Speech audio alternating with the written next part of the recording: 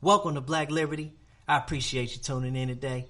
I want to thank all my supporters. I really, really appreciate y'all. All the love, it means the world to me. And I also want to do a shout out and thank my haters. I appreciate y'all as well. Y'all give me something to think about. Y'all give me something to talk about.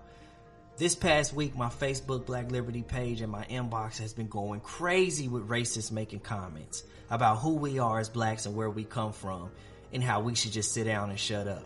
Just really foul and ignorant comments. But you know what? I'm still here. I'm still going to keep making content. I'm still going to keep spreading the truth. Y'all not going to stop me no matter what. So I just wanted to address those racists out there who have an issue with the things that I discuss. And if you don't like it, feel free to not listen. That's okay with me. So now that we got that out the way, let's get into why we are all here. And if you're listening, please download, reshare, subscribe, follow. Thank you so much. So, happy Juneteenth Day to all my fellow Black Americans. And for those of you who don't know what this day is and why it's important, hold on to your seat. I got a lot of info for you. So it's going to be a lot to take in. So let's go ahead and get right into it. What is Juneteenth? So in 1865, in Galveston, Texas, troops arrived and took control of the state to make sure that the black slaves in that state had been freed. But here's the thing. This came 2.5 years after the Emancipation Proclamation. 2.5 years after. Come on now. So even though this day honors the end to slavery in the United States, and it is considered the longest running African American holiday, and it just recently, officially, June 17, 2021, became a federal holiday. So just a little background about it. Excuse me if I messed this name up, but there was a Confederate general. Most people know who he is, Robert E. Lee. He surrendered at the Appomattox Courthouse. Like I said, I probably messed it up. Hey, but it is what it is. This was 2 months earlier in Virginia. Slavery had remained untouched and unaffected in Texas until General Gordon Granger went to Texas with the troops and ordered that they were free, that the slaves were free. So the black slaves were happy. There's reports and there's documentation that they were singing, they were dancing, and they had a right to be happy. It's black joy. I heard somebody on Instagram call it black joy. But here's the sad part about it. They had been freed for 2 years. Come on now. Can you imagine how that made them feel after thinking that they were finally free, but then finding out you've been free for a couple of years now? The slave owner just didn't tell you. Can you imagine how hurt and how traumatic that is to somebody? So why would we celebrate it? So we celebrate it because the reality is the Emancipation Proclamation didn't instantly free the slaves, as we talked about. It took 2 years for them to even go into Texas and let the people know that they were free. And also too, and this is when on one of my other podcasts where I talked about Abraham Lincoln and slaves, and did they really free the slaves? Did they go to war because they cared about black slaves? Did they go to war because they cared about freeing the slaves? And the answer is no. It had absolutely nothing to do with slaves. And we'll talk about that in another podcast at another point in time. But one thing we have to remember is that this Emancipation Proclamation only applied to places that were under Confederate control. It had nothing to do with places that were under Union control. So you're forcing Confederate states to free their slaves while any state that's under Union control was allowed to keep theirs. So when the Northern troops went into the Confederate South, many of the slave people fled to the Union, thinking that slavery was over in the Union. It was over in the North, and it wasn't. So after the Emancipation Proclamation, another sad reality is a lot of slave owners hid the news from their slaves. They didn't tell them that they were free. They wanted to continue profiting off the backs of black slaves as long as they could. It wasn't until Major General Gordon went into Texas with 2,000 troops that slaves learned that they had been free for years. And in 1939, there was a project. It was called the Federal Writers Project. And they talked to a former slave. Her name was Tempe Cummins. And she told them that her mother overheard the master say that the slaves didn't know that they were free. And he wasn't even going to tell them until after another crop or two. Needless to say, Cummins and her mother ran away that night. And I would have too. I would have got up out of there too. But imagine hearing that, knowing that you're free, but that slave owner ain't going to tell you that you're free because, he wants to continue to profit off your free labor, to profit off your blood, sweat, and tears and your pain. Imagine how that made them feel. Come on now. So the way that the government did this was they spread out across the country and they went to these places that, these plantations that still own slaves. And they asked black people, how are you working? What are you getting? Some slaves would tell them that they weren't getting nothing because the slave owners didn't even tell them that they was free. They weren't even paying them. So if one of the agents did find that out, then they would make the government, they would make the slave owner, the plantation owner, they would make him present himself in front of the government. So some blacks have been working as long as a year or two before they found out that they was owed money. Come on now. So by the end of the Civil War, a lot of the slave plantation owners, they were out of money because you have to understand the economic value of owning slaves at that time. How much money it produced. And this is why we say that slavery built this country. Black people built this country. It's because of the economic value. It's the money that they made, the millionaires that they created. We, as black Americans, our ancestors and us, we created generational wealth for white America. That's what we did. And not once have we gotten credit for it. So you have to think about something. They needed to figure out a way to make money now. Their cash cow was gone. They needed to figure out a way to make money. So they realized that a lot of the freedmen and women and children, they didn't have no money. They didn't have no food. They didn't have no clothing. So the only logical thing for them to do was to try to go back to the plantation and try and get paid. Try to make a living. Think about it. Generation after generation, now you free. Where you gonna go? What you gonna do? You don't have any skills. You can't read and write. You don't know what's going on outside of that plantation. So many of the slaves went back to the plantation. That's all they knew. You can't blame them for that. So seeing that, these plantation owners begin to take advantage of that. Okay, we see they ain't got nowhere to go, so they coming back. So this is what we gonna do.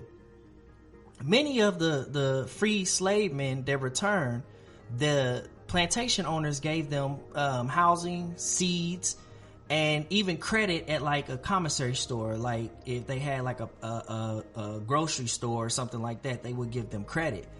And it was supposed to be an agreement to where whatever when the crop was sold, that black workers were supposed to get a share of that crop. But here's the sad reality of it. Many of them ended up owing for the credit that was extended to them. And the reason why is because a lot of the plantation owners were dishonest with the bookkeeping. They would manipulate the numbers. They would switch things around to keep slaves in debt. and owe the plantation owner for years. It's another cycle of slavery. And if any of the black workers tried to skip out on paying that debt, they would be arrested.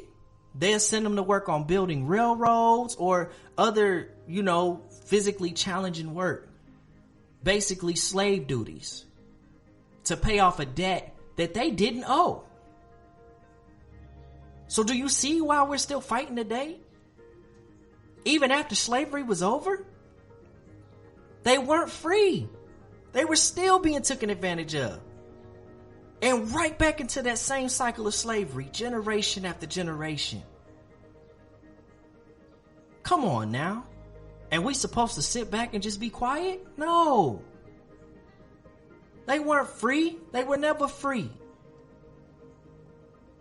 So that takes us into just a little bit about the 13th Amendment. So after Abraham Lincoln persuaded Congress to pass the 13th Amendment, that was in 1865, the legislation made slavery and forms of involuntary servitude, made it illegal in the United States. Except for one thing: as a punishment for convicted criminals. Therefore, African Americans and all other living within the boundaries of the nation would be free. Yay! Awesome. We're free. The 13th Amendment made us free. We're free. Except as a punishment for convicted criminals. And can you guess what white America did? Can you guess what these southern states did? And northern states? Can you guess? They created what's called the Black Code laws. And we've talked about this before. In another podcast, we're going to go into detail. But I'm still going to give y'all a little brief history about it. The Black Code laws. Slavery was the main labor source in the South. And so after freeing the slaves, plantation owners they lost their workers. They stopped making money.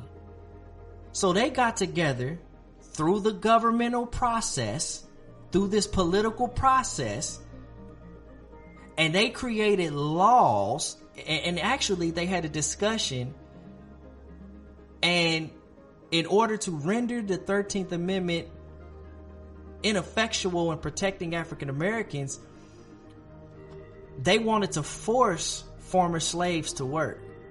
So they created, through the government, they created a series of what we call the Black Codes.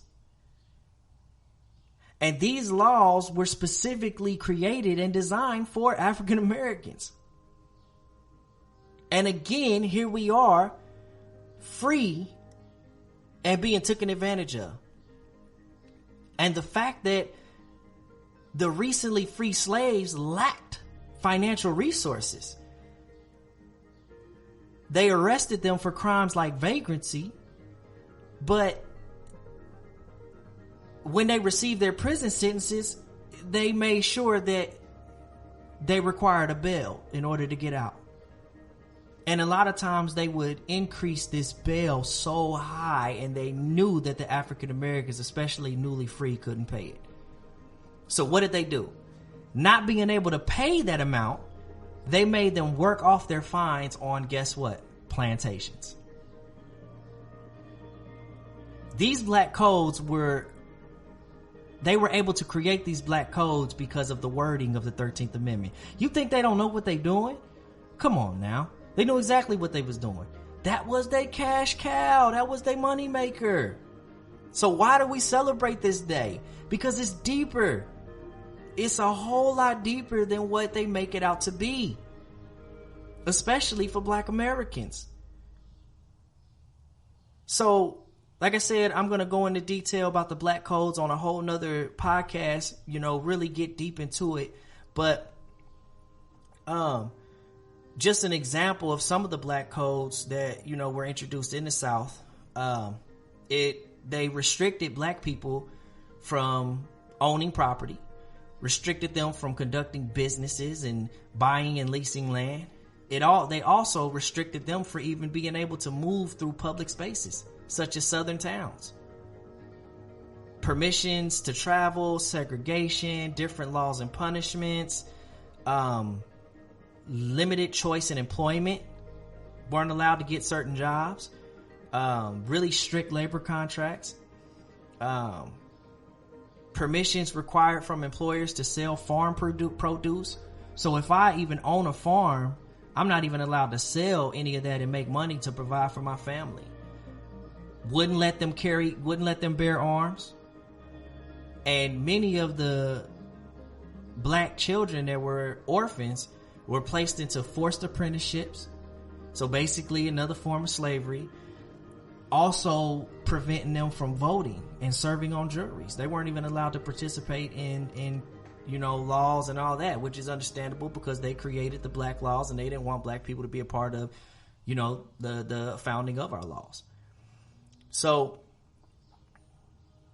it's a matter of understanding why these things were done, understanding why black codes were created. They were created to regain control over the free slaves. Again, they're cash cow. They were created to prevent blacks from uprising because they knew that they were wrong about slavery, and they were scared that blacks were going to retaliate against them because there had been many slave revolts. They don't talk about them, but there have been many of them. And they were afraid, so they created these laws to re-enslave them to keep them from uprising. They wanted to continue to use cheap labor. They weren't going to do it themselves. Instead, they want to tell everybody else to get out there and work and whatnot, but they didn't want to get out there and handle their business and work. So they wanted to continue to use cheap labor so they could keep making the money that they was making. Also, they wanted to maintain segregation. They didn't want blacks to be a part of society. And they also wanted to maintain white supremacy. They created this system of white supremacy and they didn't want anything to affect that. So, when it's all said and done, it's a matter of understanding why we celebrate this day and why we feel the way that we feel when it comes to America. Why get upset at that? Why be mad about that? Again, it's deeper than what they make it out to be. It's a whole lot deeper than what they make it out to be. So this day, Juneteenth, it's a day that we remember our struggle. It's a day that we remember how far we've come and how far we still have to go. It's a day of freedom. We can't forget it.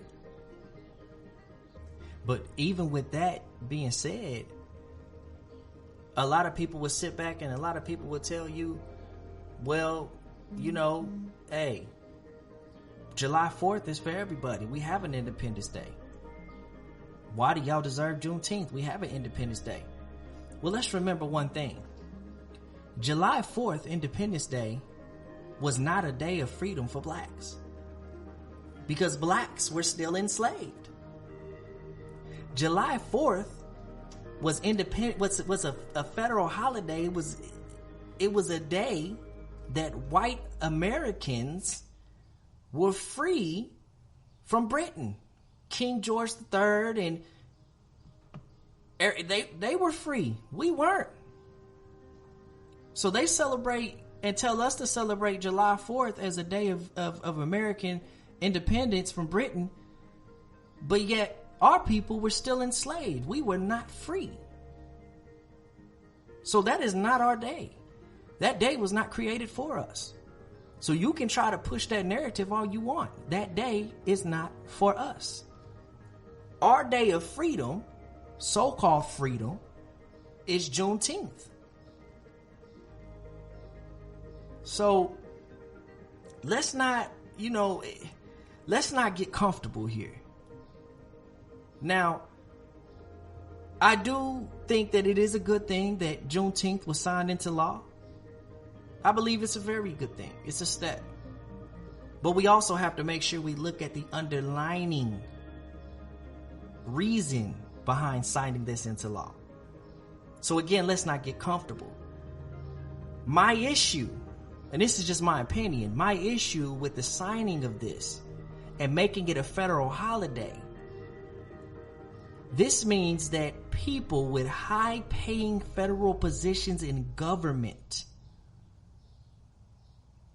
will get this day off. And the same people that this day is supposed to represent will have to go to work. So that means, I'm just going to be all the way honest, that means rich white men and women in the country are able to do what they've been doing. And that's continue to do nothing and get paid off black labor. We still have to get up and go to work to make ends meet and have to work, most of the time have to work 2 jobs just to make it through the week. While yet they get a day off. If you really wanted to do some good with this day, knowing that this is an important day for African Americans in this country, you would give African Americans the day off, paid. Why not? Because you feel like you're going to lose too much money? While people in them high-paying federal positions get the day off. Again, getting paid off the labor of black Americans. You could disagree with me, that's fine. Also, we have to remember that the same House and Senate members that voted to pass this are the same ones who are trying to keep critical race theory out of schools. See, they give us a little bit and try and shut us up. Thank you for the holiday, but there are plenty of other more important things that we've been asking for. What about reparations? What about equal justice? What about the states pushing laws to be passed that suppress black votes? What about police reform? What about closing the wealth gap between white and black America? So many more important issues we need to deal with. And they give us a holiday. A holiday that we've been celebrating. This day ain't nothing new to us. As black people in this country, we want real change, not a handout. We want what's rightfully ours. We are telling you what we want, and yet America chooses to ignore our voices. And you wonder why we're marching. It's because you're giving us what you want to give us. You're not giving us what we ask for. And compared to the things that this country has done to black Americans, what we asking for is not much. We're asking for what's rightfully due to us. Not what you feel we should get. Not what you feel will shut us up and make us comfortable. We got a long way to go. And we're going to continue to push and push until you hear us. This is what this day represents for us. This is why we march. This is why we protest. It's because America acts like it does not hear us until we get mad and upset, and then we're criminalized for it. Again, going back to the black codes. Laws that still affect black Americans today. What about prison reform? These are things we're asking for. To be treated fairly. To not be unarmed and shot in the back. This is what Juneteenth is for us. This is what it represents to us. This is why we celebrate it. It's because, yes, we've come a long way, but look at how far we are. Come on now. Jim Crow was 57 years ago. My grandmother, still alive today, lived through Jim Crow. And a lot of our parents that are alive today lived in the Jim Crow era. And you think that these things don't have lasting effects on people of color? Come on now. You choose to ignore it. Why? because it doesn't fit your agenda. It doesn't fit your superiority. This system needs to be broken down. And the truth needs to be exposed. And it's up to us as a people, as Black Americans, to make sure no matter what, we continue to fight and stand up for what's right and expose the truth. They're not going to make it easy for us. They're not. But we are a people of survivors. We are a people of truth. We are a people of history. So I love everybody. Happy Juneteenth Day. I hope I was able to, give you the information that you needed to understand why this day is important to us. I hope that everybody can enjoy this day. I hope that we continue to love each other and continue to motivate and push each other in truth, in spirit, and in love. Happy Juneteenth. Y'all enjoy and y'all be safe.